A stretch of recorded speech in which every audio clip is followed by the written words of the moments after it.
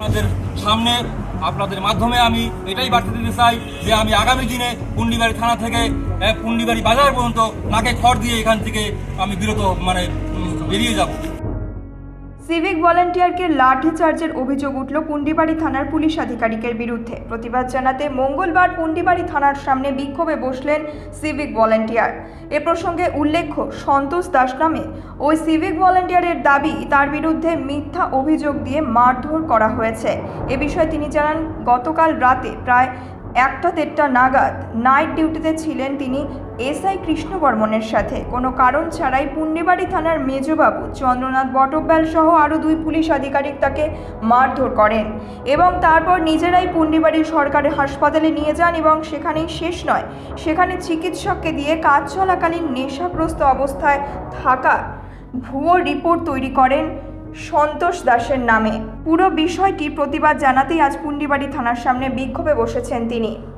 কালকে রাত আনুমানিক 1টা থেকে 1:30, আমি অতটা ঘুরে দেখিনি, আনুমানিকভাবে বলছি 1টা থেকে 1:30 আমাদের আমি নাইট ডিউটি অবস্থা কর্মরত ছিলাম এসআই কৃষ্ণ বর্মনের সঙ্গে। তখন এসআই কৃষ্ণ বর্মনের কাছে ফোন আসে যে পুন্ডিবাড়ি থানার আন্ডারে খাগড়াবাড়ি এরিয়ায় একটা রেড হবে, সেখানে আমাদেরকে থাকতে হবে। এমন অবস্থায় আমি এবং এসআই কৃষ্ণ বর্মনের যে টিম ছিল গাড়িসহ আমরা থানার সামনে যথাযথভাবে আসি এবং এখানকার একজন আমাদের লকআপে আসামি ছিল, সেই আসামি লোকেট করবে, কোন আসামিকে রেড করব আমরা বা কোথায় কোথায় যাব। সমত অবস্থায় সেই আসামিকে মেজবাবু নির্দেশ দেয় যে তোমাদের গাড়িতে উঠানো হোক এই আসামিকে। সমত অবস্থায় আমি এবং আমার সহকর্মী একজন সিভিক ভাই নিরুপম দাস, দুজন মিলে আমরা সেই আসামিকে আমাদের গাড়িতে উঠাই এবং সেখানে তখন কথা হয় যে এরকম ব্যাপার, এটা তো রেডটা হবে মেজবাবুর নির্দেশে, সুতরাং মেজবাবু পরিচালনা করবে যেহেতু, তাহলে আসামিটাকে মেজবাবুর গাড়িতে নেওয়া হোক। তখন আমি আসামিটাকে হাত ধরে আমাদের ওই গাড়ি থেকে নামিয়ে মেজবাবুর গাড়িতে নিয়ে যাচ্ছিলাম।